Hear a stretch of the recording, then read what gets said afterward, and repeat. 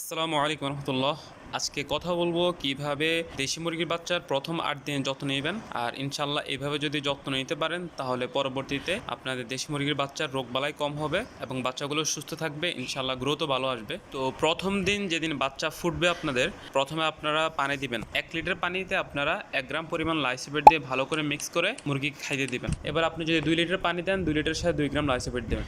আপনি যদি half litre পানি দেন, হাফ লিটারের সাথে হাফ গ্রাম লাইসোবিট দিবেন। তো প্রথমে সম্পূর্ণ বাচ্চাগুলো যখন ফুটে যাবে, তারপরে বাচ্চাগুলো আনার পরে প্রথমে লাইসোবিটের পানিটা দিবেন। পানি দেওয়ার 20 মিনিট বা আধা ঘন্টা পরে আপনার খাবারটা দিবেন। খাবার হিসেবে কি খাবার দিবেন আর কতদিন দিবেন সেটা নিয়ে আমার একটা ভিডিও আছে। একদিন দেশি মুরগির বাচ্চা যত্ন কিভাবে নেবেন এই ভিডিওতে আমি বিস্তারিত বলার চেষ্টা করছি, আপনারা চাইলে দেখে নিতে পারেন। তো দ্বিতীয় দিনে আপনারা চাইলে আবার লাইসোবিট দিতে পারেন অথবা সাদা পানি দিতে পারেন। তো আমি মনে করি লাইসোবিট দিলে ভালো হবে। 1 লিটার পানিতে 1 গ্রাম পরিমাণ লাইসোবিট দিবেন।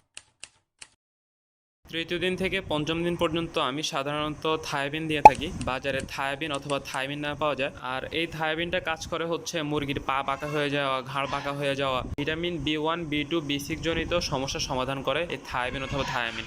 অর্থাৎ আপনারা যদি তৃতীয় দিন থেকে পঞ্চম দিন পর্যন্ত আপনার দেশি মুরগির বাচ্চাকে থায়াবিন খাওয়ান, তাহলে ইনশাল্লাহ মুরগির ঘাড় বাঁকা এবং পা বাঁকা হওয়ার সম্ভাবনা খুবই কম থাকে। ষষ্ঠ এবং সপ্তম দিন আমি আমার দেশি মুরগির বাচ্চাদেরকে ক্যালপ্লেক্স দিয়ে থাকি।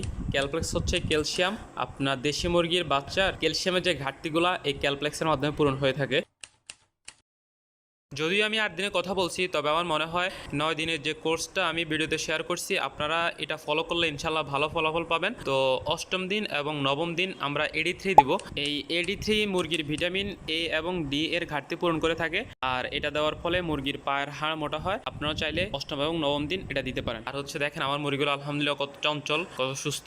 9 দিনের যে কোর্সটা শেয়ার করছি আপনারা যদি ফলো করতে পারেন, ইনশাল্লাহ বাচ্চার পাশাপাশি ওদের মায়েরও যে ঘাটতিগুলো থাকে 21 দিন তা দেওয়ার ফলে যে ঘাটতি হয়ে যায়, এগুলো ইনশাল্লাহ পূরণ হয়ে যাবে। তো আজকে এই পর্যন্তই। সবাই দোয়া করবেন, ভালো থাকবেন। আল্লাহ হাফেজ, আসসালামু আলাইকুম।